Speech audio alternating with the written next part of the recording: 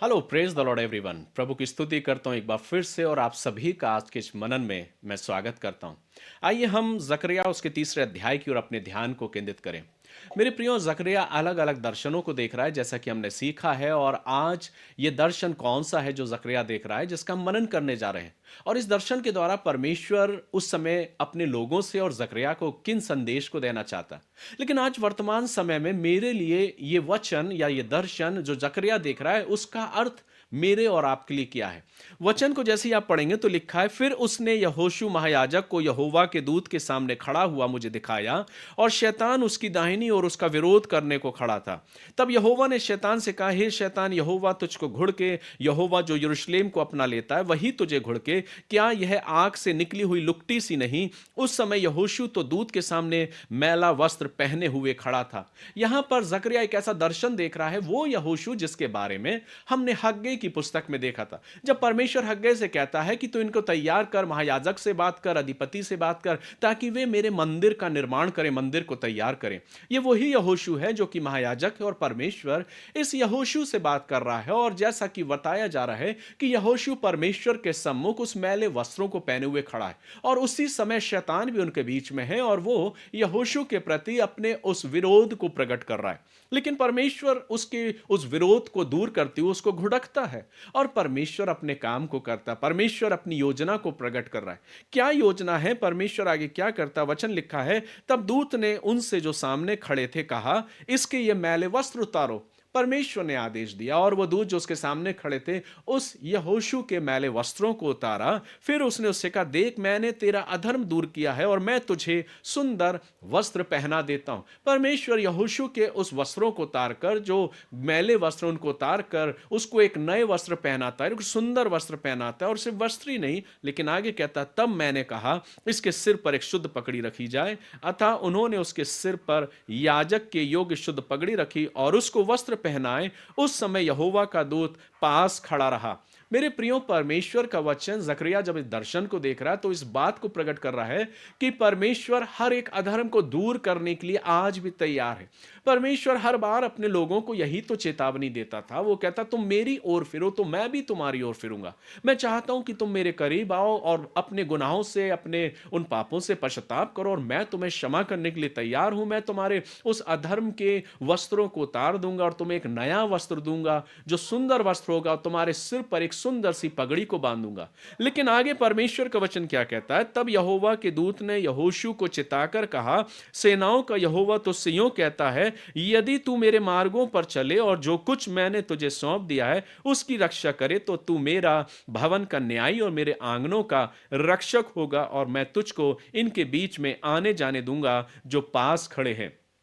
कितनी बड़ी बात परमेश्वर एक आशीष की करता है। वो परमेश्वर उसे स्वीकार कर रहा है, उन वस्त्रों को उतार रहा है, उन मैले वस्त्रों को उतार कर एक नए वस्त्र दे रहा है, जो इस ओर इंगित करता है कि परमेश्वर हमारे अधर्म को क्षमा करने के लिए आज भी तैयार है, और मुझे अपने पवित्रता के वस्त्र उड़ाने के लिए आज भी मुझे अपने निमंत्रण को दे रहा है। परमेश्वर कहता, अगर तू मेरी आज्ञाओं को सुनेगा, मेरी इच्छाओं के अनुसार चलेगा, तो मैं तुझे अपने भवन का न्यायी और मेरे आंगनों का रक्षक ठहराऊंगा। एक जिम्मेदारी, एक अधिकार परमेश्वर उसको देने जा रहा है। एक ऐसा अवसर परमेश्वर उसे दे रहा है जिसके विषय में लिखा है कि प्रभु कहता कि मैं तुझे न्यायी और रक्षक ठहराऊंगा, और मैं तुझे इनके बीच में आने जाने दूंगा। उन पवित्र लोगों के बीच में उसे आने जाने का अवसर मिल रहा है। अक्सर हम बहुत उत्सुक होते हैं कि हमारे साथ कौन खड़े, लेकिन मैं अक्सर उत्सुक उन लोगों से होता हूं जो वास्तविक रीति से परमेश्वर के अनुग्रह में अपने जीवन को परमेश्वर की दिशा निर्देशों के अनुसार अपने जीवन का प्रयास करते हैं।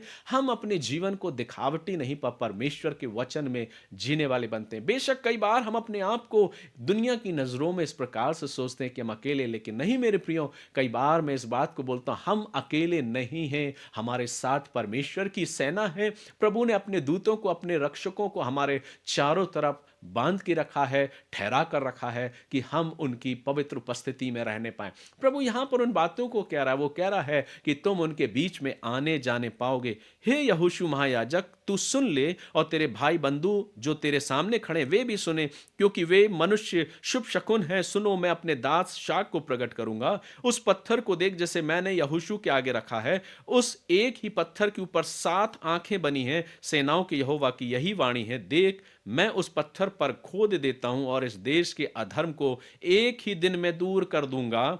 उसी दिन तुम अपने अपने भाई बंधुओं को दाखलता और अंजीर के वृक्ष के नीचे आने के लिए बुलाओगे। सेनाओं के यहोवा की यही वाणी है।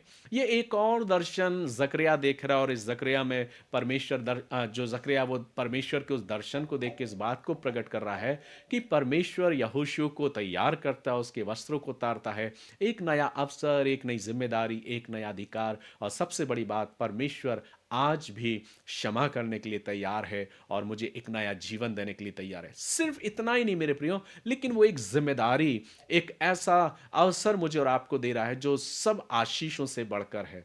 आज इस अध्याय के द्वारा मुझे और आपको यह सीखने को मिलता है कि अगर हम भी अपने आप को प्रभु के सम्मुख रखते हैं तो ये निश्चित है कि शैतान कई बार मेरा और आपका विरोध करने के लिए खड़ा होता है, और वो ये एहसास दिलाना चाहता है कि तू तो गुनहगार है, तू पापी है, तू क्षमा के लायक नहीं है।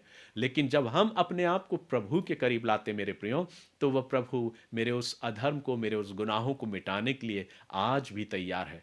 अब ये अवसर मेरे और आपके पास है कि क्या हम उस अवसर को स्वीकार करते हैं। प्रभु कहता, मैं तुम्हारे वस्त्र को उतार कर एक नया वस्त्र दूंगा और तुम्हारे सिर पर एक सुंदर सी पगड़ी बांधूंगा। ये उन आशीषों की ओर इंगित करती है कि मेरे गुनाहों को माफ करके प्रभु मुझे एक नया जीवन देगा, एक नया अवसर देगा, एक नया ऐसा जीवन देगा जो प्रभु की उपस्थिति और पवित्र लोगों की संगति में होगा। आज आप और हम किस संगति में अपने आप को ज्यादा रखना चाहते हैं? अक्सर हम बहुत खुश होते हैं जब हमारे आसपास बहुत से लोग दिखाई देते हैं। हमारे हमारे आसपास के लोग जब हमारे सामने इकट्ठे होते हैं तो हम बहुत अपने आप को, अपने जीवन को इस प्रकार से आनंदित महसूस करते हैं कि मेरे साथ बहुत से लोग हैं। लेकिन मैं अक्सर उस ओर इंगित करता हूं कि बेशक कोई हो ना हो, लेकिन मैं सबसे ज्यादा इस बात को सोचता हूं, ये मेरे मन के विचार है, मेरे मन की बातें हैं जो मैं अपने मन में, अपने परमेश्वर के मनन के द्वारा अपने मन में विचार करता हूं। वो ये कि मेरे लिए जरूरी ये है कि आज मेरे साथ प्रभु की सेना या प्रभु के दूत खड़े। ये महसूस करने वाली बात है, ये अनुभव करने वाली बात है। और जब हम और आप अपने आप को, अपने जीवन को, अपनी संगति को उस पवित्र लोगों की संगति में अपने आप को पाते हैं, तो हम और आप धन्य होते हैं, परमेश्वर की आशीष को पाते हैं। और सिर्फ धन्य ही नहीं, हम अपने जीवन को संवारते जाते हैं, बनाते जाते हैं और अपने जीवन में परमेश्वर की आशीष को पाते हैं। तो क्यों ना आइए हम और आप भी परमेश्वर की उस पवित्र उपस्थिति में चलें, प्रभु से कहें, प्रभु मेरे सिर पर भी अपने उस पगड़ी को बांध, मुझे एक नया वस्त्र दे। प्रभु मुझे अपने भवन में आने जाने के लिए मुझे अवसर दे कि मैं तेरे पवित्र लोगों के बीच में रहने पाऊं और तेरे उस अनुग्रह को, तेरे उस तेज को, तेरी उस आशीष को अपने जीवन में पाने पाऊं। आज इस वचन के द्वारा आपने क्या आशीष को पाया है और क्या निर्णय आज आपने अपने जीवन में किया है, ये एक प्रश्न मैं आपके बीच में छोड़ना चाहता हूं, इस आशा और विश्वास के साथ कि हमारी संगति, हमारा मिलना हम सभी के लिए आशीष का कारण होने पाए। इस आशा और प्रार्थना के साथ अपने आप को, अपने जीवन को और आज आप हर एक सुनने वालों को प्रभु के हाथों में सौंपता हूं। प्रार्थना करता हूं कि प्रभु का अनुग्रह, प्रभु की आशीष आप सभी के साथ बहुत आयत से हो। God bless you. प्रभु आप सभी को आशीष दे। परमेश्वर का अनुग्रह, परमेश्वर की आशीष आप सभी के साथ बनी रहे। हम कल फिर मुलाकात करेंगे अगले अध्याय की तक। तब तक परमेश्वर आप सभी को संभाले। God bless you.